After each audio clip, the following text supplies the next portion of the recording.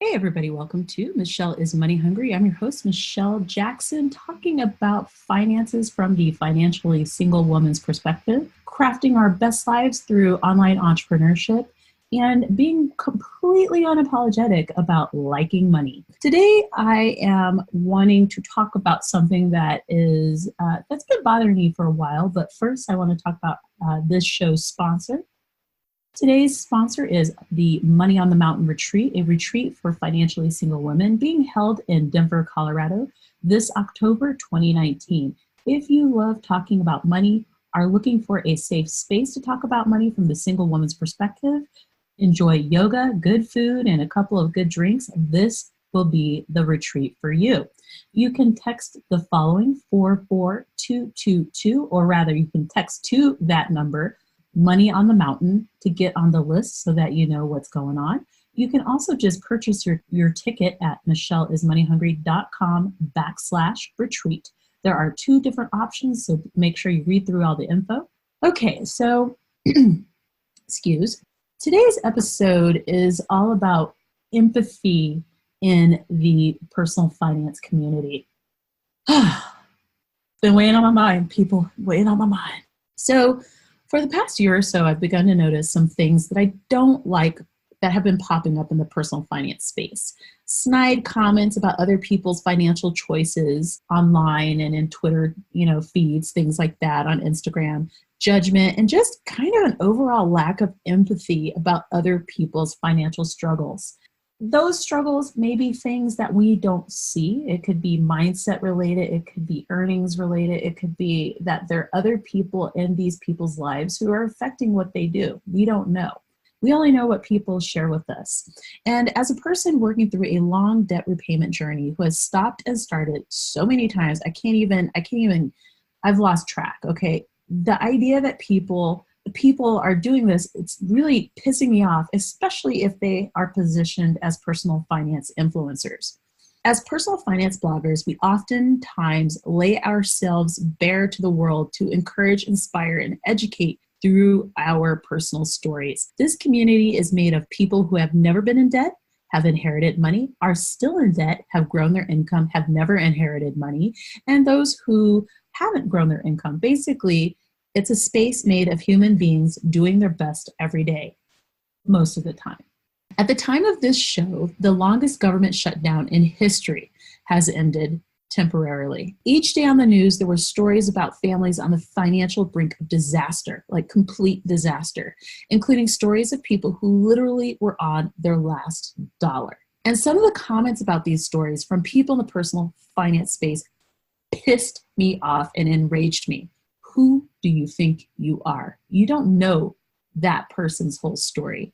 You're just seeing a brief video, a brief tweet, a brief moment on one of the worst days during one of the worst moments in this person's life, through no fault of their own for the most part, because they went to work and were told to continue working, not paid, and it costs money to walk out the freaking door to even go to work. Don't get me started on that. It really pissed me off. You don't know if they are helping other people financially, as is the case with 50% of African American women. You don't know if they've made good or bad choices. You don't know if they're dealing with bad habits, have children, pets, or a gambling addiction, or they're super savers. Again, you don't know what's going on with them. You don't know how they feel about themselves and the role of money in their lives. And I'm going to be honest, for a long time, I've felt guilty about trying to earn more. It was the weirdest thing. I continue to think it's a weird thing. It's a mindset issue that I've had to work on, that I have to work on every single day. And I've been working on it for a really long time. Don't judge me. It just is what it is. And if you feel like judging me, you don't pay my bills. So bye. My goal with Michelle is Money Hungry is to encourage, inspire, and support. Kicking people when they're down is an ugly look for a personal finance influencer. And for those of you who continue to do that, you need to check your hearts. How is this helpful to the people you're allegedly trying to help? People go through a journey. So recently, in the past couple of months, I've kind of changed how I talk about money in terms of the journey. It's an ultra marathon. So a lot of times people talk about like money is a marathon. No, it is not a marathon. It's a freaking ultra marathon. That's 100 miles of leaving yourself out there, gasping for air, wishing for water, swallowing saliva, being beat on your face by the hot sun. Every single footstep in front of you, you're like, can I keep going? Like every single day, you have money choices. Every single day, the minute you step out the door. So no, your finances aren't a marathon, they're an ultra marathon. Here's the thing. Who are we to judge someone else's money choices? I'm not paying their bills. I don't have the right to judge what they do. How is your critique furthering the conversation or about money or helping people better their lives?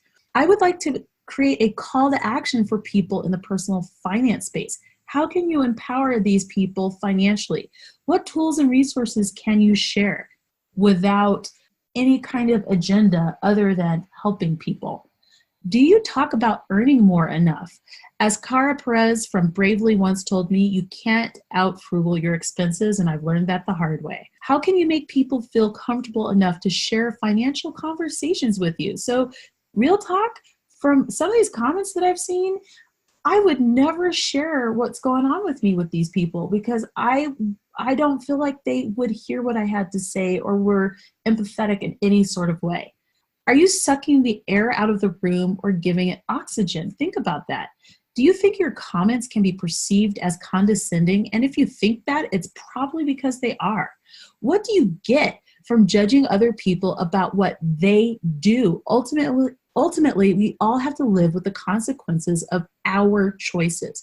Me paying off debt for 7 freaking years is an example of that. Those were my choices, good or bad. I didn't have all the information. I had bad habits. Life happened, it sucks, and it's my life. So I've been working on it. That's all I can do. People are adults, and we will either learn from our mistakes or we won't. That's just the reality. Ultimately, what I'm wishing for is I want more empathy. When did we become so cold to other people's struggles? I'm unwilling to not speak up when I hear comments like these. No more. And honestly, I do believe in karma. I do. This is part of the reason why I created the Money on the Mountain retreat. This is part of the reason why I wanted to create another space for women in particular to talk money. We have kids, we have spouses, we have parents, have all these money choices significantly connected to other people.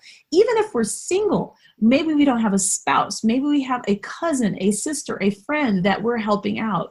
And having the opportunity to be like, hey, I'm not going to judge you for what you're trying to do. I'm going to support you in whatever way I can. That is the reason why there's events like Money on the Mountain and Lola Retreat and Sense Positive and Bravely's Retreat.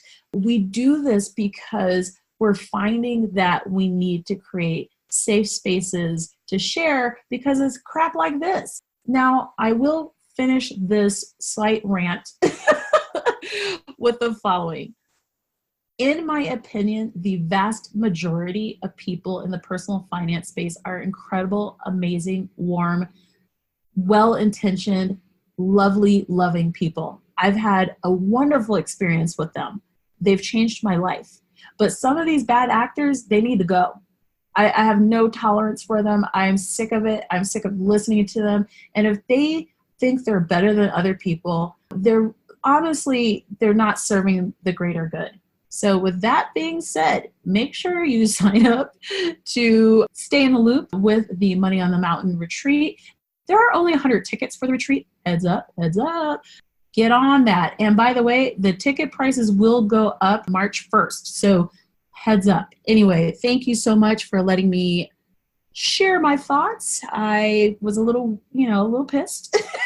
And I hope that you have a great day. Make sure if you like the show to subscribe, share it with other people. And I would love to hear what you have to say about this episode. You can go to the show notes at michelleismoneyhungry.com/need-for-empathy. Bye.